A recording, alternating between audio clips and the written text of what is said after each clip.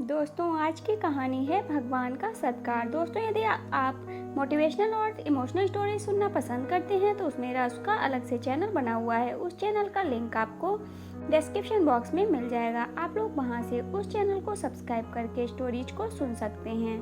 तो चलिए इस कहानी को सुनते हैं। एक गाँव में दामोदर नाम के एक गरीब ब्राह्मण रहा करते थे। ब्राह्मण को लोभ और लालच बिल्कुल भी ना था। वे दिन भर गांव में भिक्षावृत्ति करके और जो भी रूखा सूखा मिल जाता उसे भगवान का प्रसाद समझकर ग्रहण कर लेते। तय समय पर ब्राह्मण का विवाह संपन्न हुआ।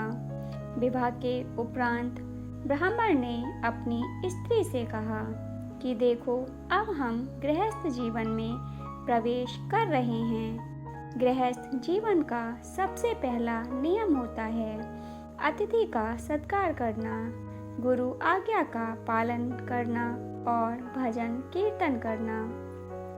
मैं चाहे घर में रहूं या ना रहूं, लेकिन घर में अगर कोई अतिथि आए तो उनका बड़े अच्छे से अतिथि सत्कार करना। चाहे हम भूखे रह जाएं, लेकिन हमारे घर से कोई भी भूखा जाने ना पाए।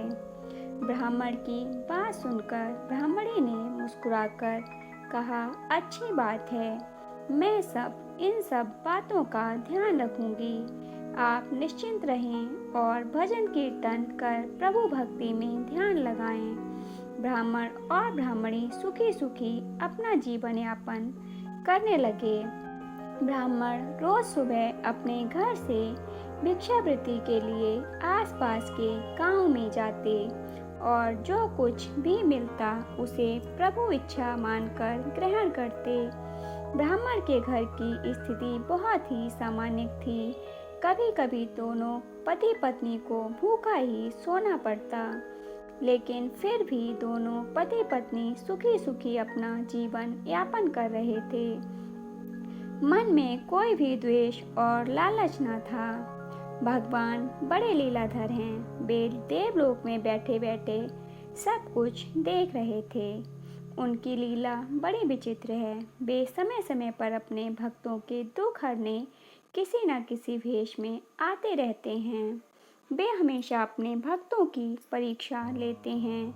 एक दिन ब्राह्मण की भक्ति और त्याग से प्रसन्न होकर भगवान ब्राह्मण के घर साधु का वेश धारण कर ब्राह्मण की परीक्षा लेने पहुँचे। भगवान ब्राह्मण के घर के बाहर बने चबूतरे पर बैठे और भिक्षा के लिए आवाज़ लगाई। ब्राह्मण ने जब साधु महात्मा की आवाज़ सुनी तो वह बाहर आया। ब्राह्मण को देख साधु महात्मा मुस्कुराए और बोले, पुत्र, आज इस रास्ते पर जाते जाते मन किया कि आज तुम्हारे घर भोजन करूं। ब्राह्मण ने प्रसन्नता पूर्वक साधु महात्मा को नमन किया और बोला, महाराज, बड़ी अच्छी और प्रसन्नता की बात है कि आज आप हमारे घर भोजन करने के लिए पधारे हैं। आइए भीतर चलिए। इतना कहकर ब्राह्मण साधु महात्मा को घर के भीतर ले आया और बिछौना बिछाकर विश्राम के लिए निवेदन किया। देवयोग से उस दिन ब्राह्मण को भिक्षा में एक भी दाना न मिला था। उसने रसोई में जाकर देखा तो रसोई में अन्न का एक दाना न था। ब्राह्मण ने सोचा, अब क्या करें, आज तो भिक्षा में कुछ भी नहीं मिला। हम तो भूखा रह सकते थे, घर आए अतिथि को भूखा कैसे जाने दें। घर में फटे पुराने कपड़ों और बर्तन के अलावा कोई भी सामग्री न थी। ब्राह्मण ने अपनी स्त्री से कहा कि आज हमारे घर से अतिथि भूखा ही चला जाएगा।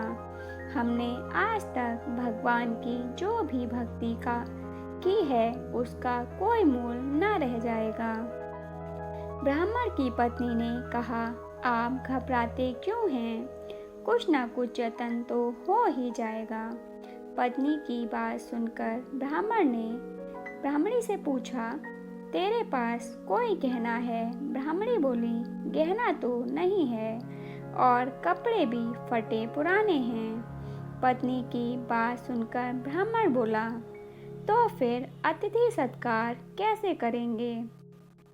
ब्राह्मणी बोली, आप नाई की दुकान से कैंची ले आओ। ब्राह्मण नाई की दुकान से कैंची ले आया।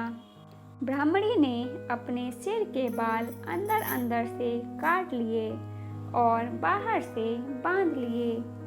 अपने बाल ब्राह्मण को देकर ब्राह्मणी बोली, आप बाजार में जाकर ये बाल बेच आओ और इनसे जो कुछ भी रुपए मिले उनसे दाल चावल लेते आना।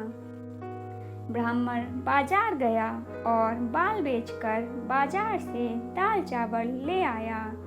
दोनों पति पत्नी ने बड़े आदर से साधु महाराज को भोजन कराया। भोजन कर साधु महात्मा बोले, बस इस भरी दोपहर में अब मैं कहाँ जाऊँगा, इसीलिए आज दिन में तुम्हारे यहीं विश्राम कर लेता हूँ। साधु महाराज की बात सुनकर ब्राह्मण ने प्रसन्नता पूर्वक कहा, बड़ी अच्छी बात है महाराज, आपकी सेवा का इससे अच्छा अवसर नहीं मिल सकता। इतना कहकर ब्राह्मण साधु महाराज के चरणों के पास बैठकर उनके पैर दबाने लगा।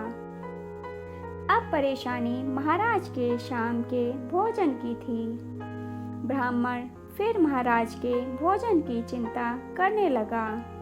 अपने पति को चिंता में देख ब्राह्मणी बोली, आप व्यर्थ चिंता ना करें, मैं हूं ना कुछ हो जाएगा। शाम को ब्राह्मणी ने अपने सिर के बचे हुए बाल काटकर ब्राह्मण को दिए और ब्राह्मण से दाल चावल खरीद कर लाने को कहा। ब्राह्मण बाजार से दाल चावल ले आया। रात्रि भोजन में भी दोनों पति पत्नी ने बड़ी ही प्रसन्नता और आदर के साथ साधु महाराज को भोजन कराया। भोजन करने के बाद साधु महात्मा बड़े प्रसन्न हुए और बोले, वत्स, तुम्हारे प्रेम से मैं तृप्त हो गया हूँ, लेकिन अब इस अंधेरे में कहाँ जाऊँगा। सोच रहा हूँ आज रात्रि यहीं विश्राम कर लूँ।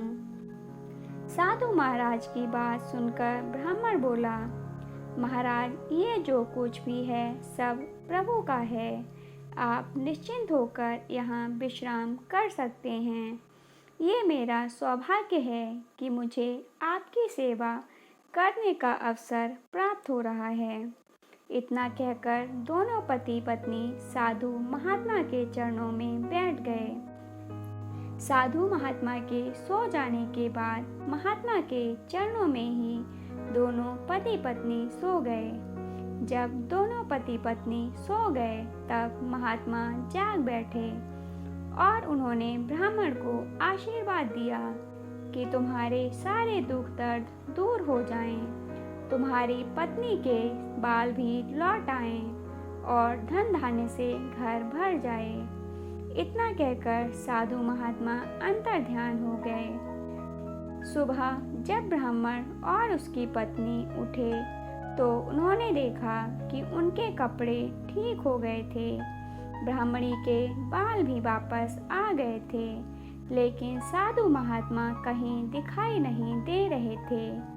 उन्होंने सोचा हो ना हो वे कोई पहुँचे हुए साधु महात्मा थे जो हमें आशीर्वाद स्वरूप ये सब दे गए हैं।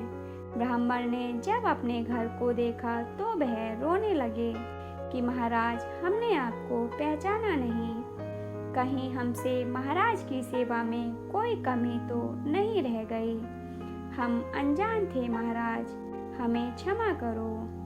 ब्राह्मण की विनती सुनकर भगवान प्रकट हुए और बोले, तुम्हारे प्रेम पूर्वक भोजन करवाने से मैं बहुत तृप्त हुआ, तुम सुखी रहो। इतना कहकर भगवान अंतर ध्यान हो गए। दोस्तों, इसीलिए कहते हैं मेहमान में भगवान होता है। कहानी को पूरा सुनने के लिए धन्यवाद दोस्तों।